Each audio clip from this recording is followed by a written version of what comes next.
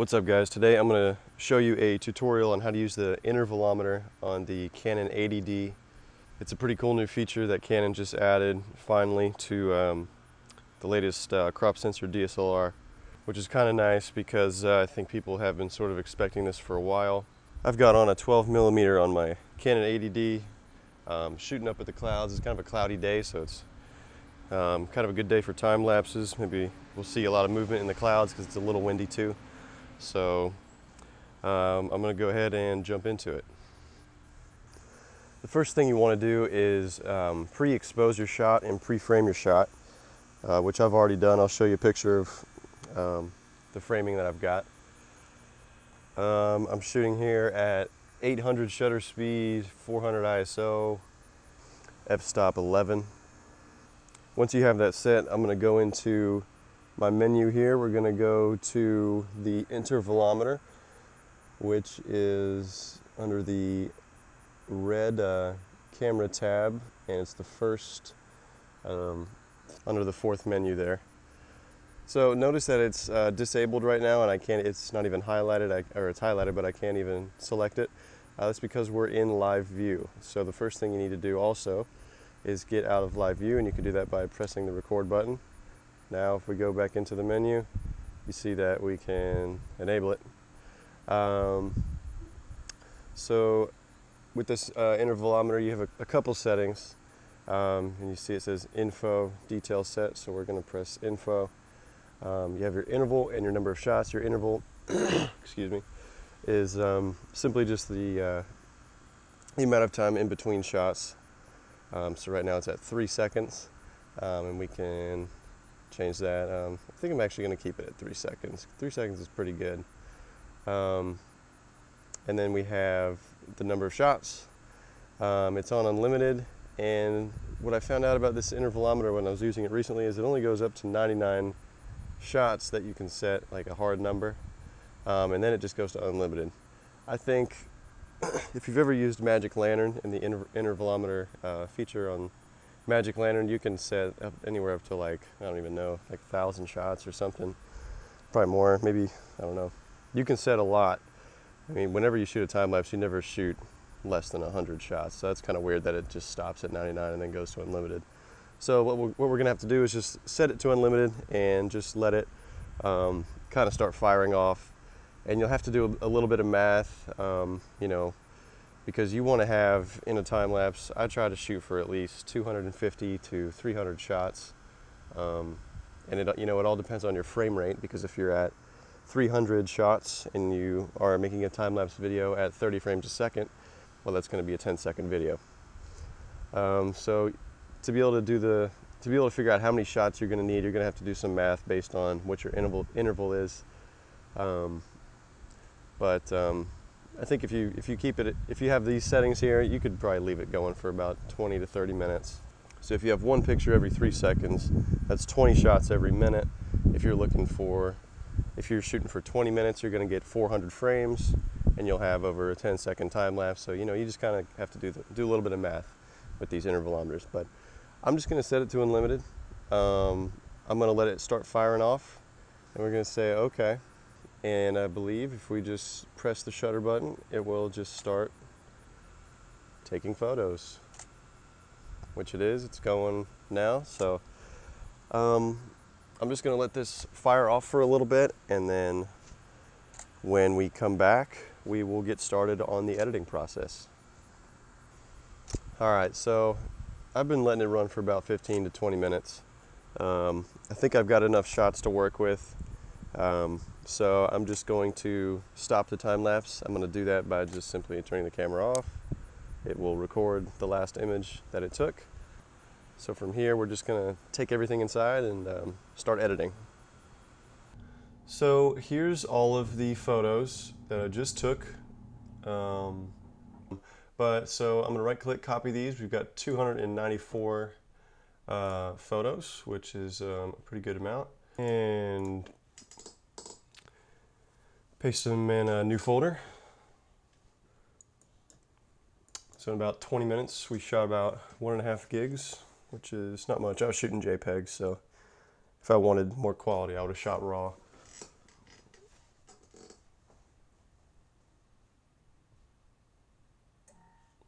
All right.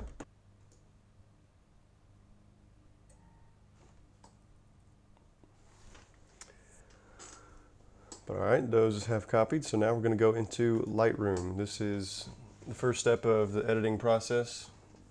So I've got a ton of photos because I use Lightroom quite a bit, but we're going to go into File, Import Photos and Video.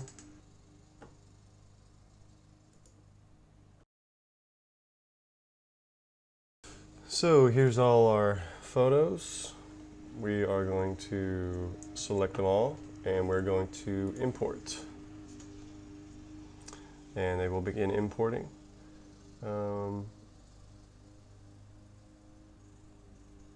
to look through them now, see if I can see any movement in the clouds, which I can a little bit. It turned out, looks like it's going to turn out pretty good. A little bit of motion, not as much in the clouds as I would have wanted, I don't think, but we'll see here.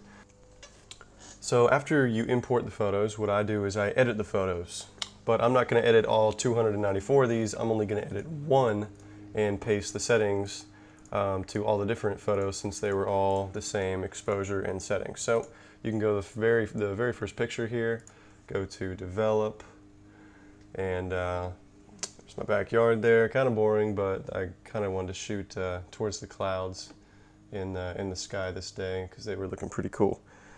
On my 80D, I shoot a on my 80D, I shoot a flat image, which means low contrast, low saturation. So I'm just going to add those back in now. You can bring down the highlights a little bit, bring out the sky a little more is typically what that does. You can play with these, all these settings here. I usually bring down the whites just a little bit, and maybe I can make it a little warmer. Clarity brings out the details and all the midtones, so sometimes that can make your image look a little more crisp.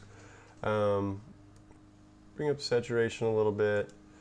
We can go down here and get really into detailed color editing here, which maybe I'll do a separate tutorial on how to use Lightroom extensively. But like basically I could bring up my blues, make the blues very blue, make the greens really green. Those are pretty much the two main colors. Maybe bring up the oranges a little bit, or yellow, whatever it is. Maybe sharpen it a tiny bit, just in case any of this is out of focus. It was on infinity focus, but just in case. And then maybe a little vignette. I always add a little vignette, or vignette, however you say it, to my photos. So once you have that edited image, you go make sure that image is selected, you right click, you go to develop settings, and you say copy settings. And it's telling you right here all the stuff that you have changed in that image, and those are the things you want to copy and paste on the other images. So we can go back to library, or you can just select all the clips, which is actually what I'm going to do. Yeah, make sure press Command A if you're on a Mac.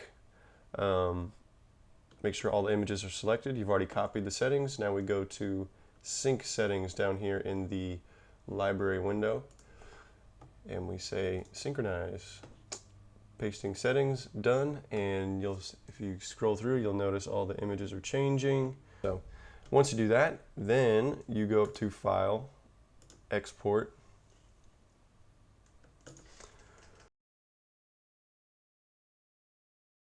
So this is where you just name, whatever. I'll just name this backyard or something, backyard.jpg.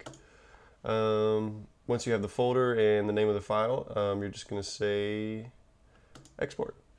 And it's basically going to create 294 new files that are all edited. That's why you make a separate folder for it.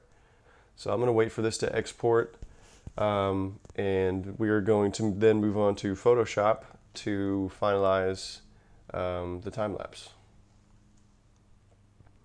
Our exporting with Lightroom is complete, so the last thing we're going to do is pull up Photoshop, and we're going to import all those edited photos into Photoshop. So we're going to go up to File, Open. So this is one cool thing about Photoshop. Go to my folder where all these edited photos are, all 294 of them. I can click on the very first one, and notice when nothing's collected, there's this little thing down here called Image Sequence, and right now I can't click on it. But when I click on just one image, I'm able to check that box. Check that box, and Photoshop knows automatically that all these images go in order, one after the other, and it builds a video based on that. So when you say open, it'll ask you what you want your frame rate to be, which 30 frames a second is pretty good. You could do 24, you could do 60, I mean, you can do anything. But 30 is standard, so we'll say OK. And just like that, we've got a video timeline down at the bottom of Photoshop here. And if we go through it, we can see a little bit of movement in those clouds. Looks pretty cool. Looks like this time lapse turned out pretty well. You can even see the sun moving a little bit in the top right hand corner. But the best way to really see how it worked is just to go ahead and export this video. So we're going to go to File, Export, Render Video. And it looks like down here was about 10 seconds. Or wait a second. Yeah, 1, 2, 3, 4. I guess that's seconds down there. Sounds about right. 300 frames divided by 30. Yeah, it's about 10 seconds. So this is where you choose all your folders, choose your presets, your dimensions, give it a name. I named it backyard.mp4, and we're going to say render. And immediately it will just start rendering for us. I'll skip through this process and I'll just show you guys how it turned out. That's basically it. That's basically how I make all of my time-lapse videos.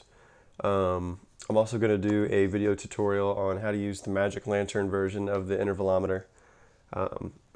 If you guys have any tips or advice or questions about this video, leave them in the comments section, and like and subscribe for more of these videos. Thanks, guys.